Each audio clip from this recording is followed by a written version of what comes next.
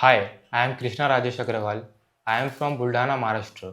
मेरी JEE advance 2026 में 1862 rank आई है और जनरल ईडब्ल्यूएस कैटेगरी में 216 रैंक आई है।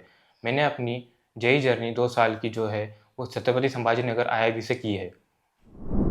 तो 1 जून को सुबह 10 बजे रिजल्ट आने वाला ये था, सबको पता था, लेकिन आईआईटी ने रात को ही रिजल्ट डिक्लेयर कर दिया था। तो मैं मस्त सोया हुआ था। सुबह 8 बजे फिर मेरे बुआ जी का फ़ोन आया कि भाई उठ, तेरा रिजल्ट आ गया। और हम सब फैमिली मेम्बर साथ में ही थे, मम्मी पापा दीदी। तो और मेरा एक्सपेक्टेड रैंक उस टाइम 2000 के आसपास ही था। फिर मैंने रिजल्ट चेक किया अपना सोते सोते कि 1862 रैंक थी, और फिर मैं और भी खुश हो गया, सारे फैमिली मेम्बर्स भी खुश थे। और वो बहुत ही अच्छा एक्सपीरियंस हो गया था and it was an unforgettable moment for me. मेरी फैमिली में मम्मी पापा है और 4 सिस्टर्स है। चारों ही सिस्टर्स हाउसवाइफ है। मम्मी भी हाउसवाइफ है और पापा का जूट बैग का शॉप है। मेरी जो अंकिता दीदी है वो एजुकेशन के मामले में पहले से ही अवेयर रही है, और उन्होंने मुझे 5th में सीबीएसई में एडमिशन लेने के लिए कन्विंस किया, और मेरे पेरेंट्स को भी। उन्होंने ही मुझे आईआईबी के बारे में बताया, और बताया कि एक ऐसी इंस्टीट्यूट है कि जहाँ जेई की प्रिपरेशन करवाता है, तो तुझे वहाँ पर एडमिशन लेनी चाहिए। जब मैं संभाजी नगर में अपनी जेई प्रिपरेशन कर रहा था, उस टाइम वहाँ पायल दीदी और जीजाजी जो मेरे रहते हैं, उन्होंने भी मुझे 2 साल अच्छे से सपोर्ट किया है और किसी चीज़ की कमी नहीं होने दी है। एट द लास्ट मैं ये कहना चाहता हूँ कि जो भी मेरे फैमिली मेम्बर्स हैं, सब ने ही मुझे इस जेई जर्नी में कंट्रीब्यूट किया, और उनका कोई ना कोई रोल रहा है। बेसिकली मैं एक मिडिल क्लास फैमिली से हूँ, और पापा का भी छोटा मोटा बिजनेस है। मेरे मम्मी पापा ने जो भी उनके ड्रीम्स थे उसको साइड में रखकर मेरे लिए बहुत सेक्रीफाइसेस किए हैं। वो मुझे रियलाइज़ नहीं होने देते कि हमने तेरे लिए ये सब किया है, लेकिन मैं इस बात से अवेयर हूँ, और मैं उनके लिए हमेशा ग्रेटफुल रहूँगा इस बात की। As you know, JEE advance is one of the toughest exam. तो ये बेसिक मेथड से नहीं होता है। इसके लिए मुझे स्ट्रेटजी चेंज करनी पड़ती है। जब मुझे रियलाइज़ हुआ, जब मैं आईआईबी में पहुंचा, तो मुझे अपने गोल की तरफ एग्रेसिव होना पड़ा और बहुत सारे चेंजेस लाने पड़े। जैसे कि बाद में मैं मंथली वीकली गोल्स सेट कर प्रैक्टिस करता था, और टाइमर लगा के प्रैक्टिस करता था। टाइमर लगा के प्रैक्टिस करता बेसिकली मीन्स कि 1 घंटे में 25 क्वेश्चन, 1 घंटे में 20 question, depends on the subject. और अपनी मेमोरी कंसंट्रेशन इंप्रूव करने के लिए मेडिटेशन करता था। और इन सब चीज़ों को देखकर मैं कह सकता हूँ कि ये सफ़र आईआईबी से आईआईटी तक का ये तय हो पाया। तो आईआईबी का एक यूनिक और स्पेशल मेथड है प्रिपरेशन से डील करवाने का बच्चों के लिए। जैसे उनके मंथली वीकली टेस्ट रहते हैं, सरप्राइज टेस्ट होते हैं, मॉड्यूल्स डीपीपीएस डिज़ाइन होते हैं। एक पूरा एक शेड्यूल होता है कि बच्चा कब कौन सा चैप्टर कब ख़त्म होगा, उसको कौन सा असाइनमेंट्स मिलेंगे, कौन से उसकी प्रैक्टिस करवा के लेनी है, और ये सब ऑन टाइम शेड्यूल्ड प्लान होता है। तो इस प्लान से अगर बच्चा फॉलो करे तो वो भी अपनी जर्नी को लेके कॉन्फिडेंट रहता है कि मैं अपनी जर्नी सही तरीके से कर रहा हूँ। और टीचर्स और सभी मैनेजमेंट का सपोर्ट तो हर वक्त बना ही रहता है, और बच्चे को भी उसमें प्रैक्टिस करने का एक मौका मिलता है कि वो अच्छे क्वेश्चंस की प्रैक्टिस कर सके। और यही एक एग्रेसिवनेस है जो इसकी मैं बात कर रहा था। मैं राजेश सूरजमल अग्रवाल, प्रॉपर मैं बुल्ढानी से हूँ। मेरी खाली कट्टे खाली पोते का एक बिजनेस है, और जो एलगांव फाटे पे मेरी शॉप है। और कृष्णा अग्रवाल का मैं फादर हूँ, पिताजी हूँ। कृष्णा ने जो GEE की तैयारी की है, उसको आईआईबी से आईआईटी तक के पहुँचाने में पूरा सहयोग आईआईबी का मिला हुआ है। मुझे 4 लड़की है, और चारों में से जो मेरी बच्ची है इंगोली देवी, अंकिता अग्रवाल, इसने पूरे आईआईबी का जो हमें मार्गदर्शन दिखाया है। इसकी एक शाखा, इनकी पूरी 7 शाखा है, लेकिन एक हमको नज़दीक की शाखा थी संभाजी नगर। तो संभाजी नगर में एडमिशन हमने बच्चे का किए। कृष्णा ने आईआईबी की फर्स्ट एग्ज़ाम दी, जिसमें 11वीं में इसको 70% फ़ी माफ़ हुई, और बाद में 12वीं क्लास में इसको पूरी फ़ी माफ़ की। ये आईआईबी का सहयोग है। किताबों से बड़ी पढ़ाई तो कोई है ही नहीं, पर किताबों से बड़ा ज्ञान है क्या? कोई नहीं है। और जब तुम मेहनत करेंगे तो तुमको इसका फल तो मिलना ही। मैं कृष्णा को बोला कि बेटा तेरी तबीयत ख़राब है, तू पढ़ाई एक आधे दिन नहीं किया तो कोई फ़र्क नहीं पड़ता। बोले पापा मेरा 1 साल अगर वाया गया तो वो डबल नहीं आएगा। रात को 12-12 1-1 बजे तक इसने पढ़ाई की। और इसको कई हमारे पास में अभी शादी जैसे कार्यक्रम भी रहे, इसको बोले चल बेटा शादी में चलना है तो नहीं चला, कुछ कार्यक्रम है तो वो नहीं चला। वो सिर्फ पढ़ाई के ऊपर ही उसने फोकस किया। वो बोलता मेरी लाइफ सिर्फ पढ़ाई के सिवा कुछ नहीं।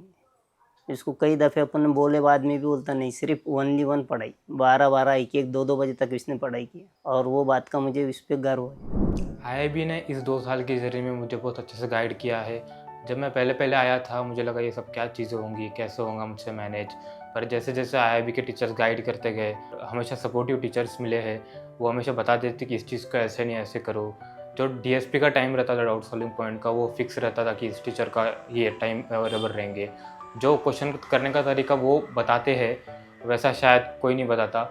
और उनके जो क्वेश्चन सॉल्व करने का जो तरीका रहता था वो बहुत ही अलग रहता था। जैसे कोई भी प्रॉब्लम हो जाती तो वो कहते थे कि हमसे खुद गाइड ले लो, हम गाइडेंस लेते थे, वो मोटिवेट कर देते थे। वो बहुत सारे ऐसे प्रॉब्लम को टैकल करने की चीज़ें बताते थे कि ऐसे करो वैसे करो। तो उसने मुझे बहुत हेल्प किया है। और जब भी हमारे टेस्ट होते थे, वीकली टेस्ट जैसा मैं बोला, तो वीकली टेस्ट के बाद वो एनालाइज़ करते थे कि किस बच्चे का कम रिज़ल्ट है।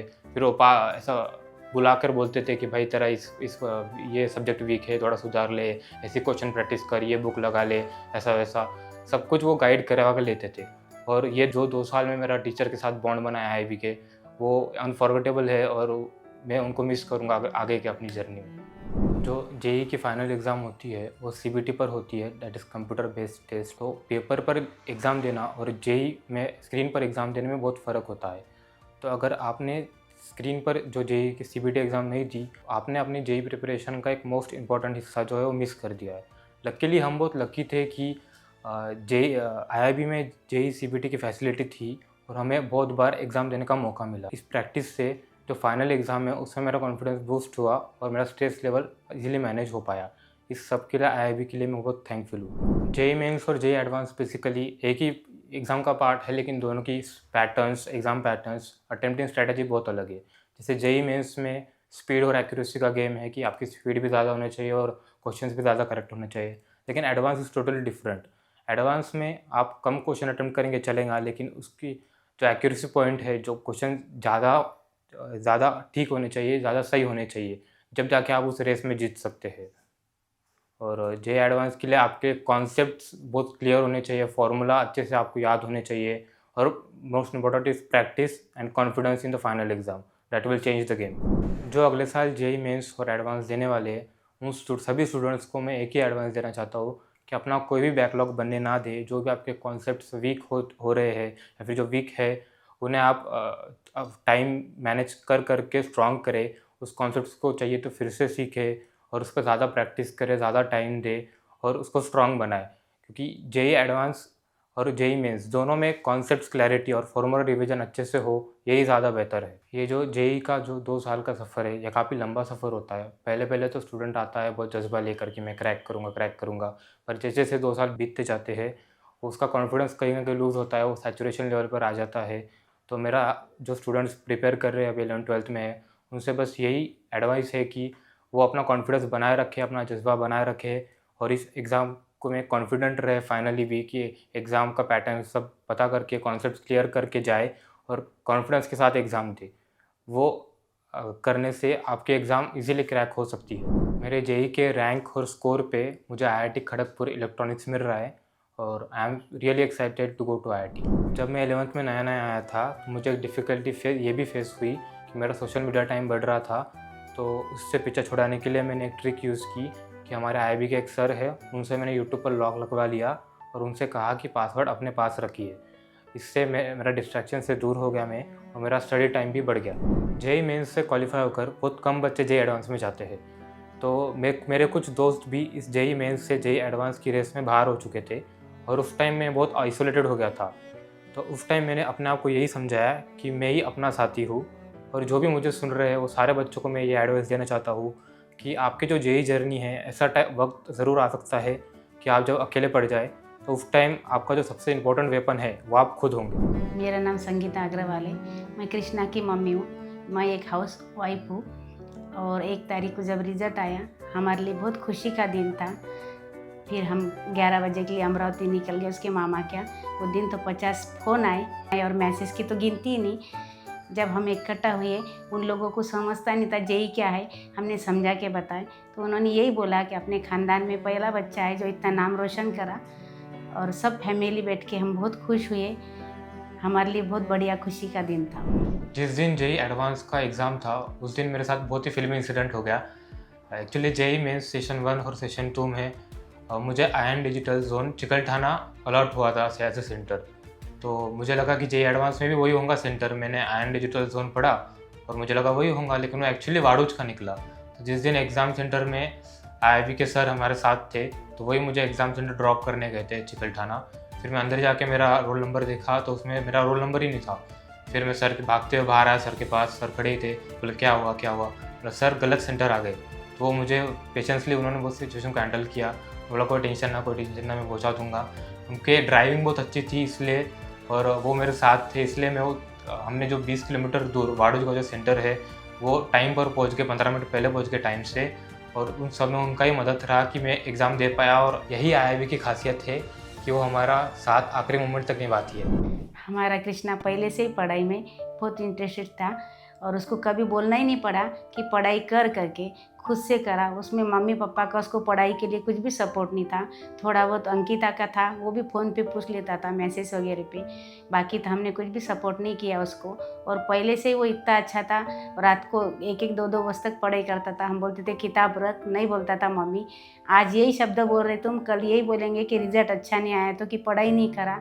इसलिए हमको उस पर बहुत गर्व है कि नहीं, वो बच्चा खुद की पढ़ाई खुद करा, उसको किसका सपोर्ट नहीं था। और बीच में मोबाइल पे मैसेज आने लगे IIB के, तो उसके परसेंट कम बता रहे थे। फिर मेरी बेटी आई हुई थी अंकिता, उसने मोबाइल चेक करी तो बोली मम्मी इसके तो मार्क वगैरह कम बता रहे।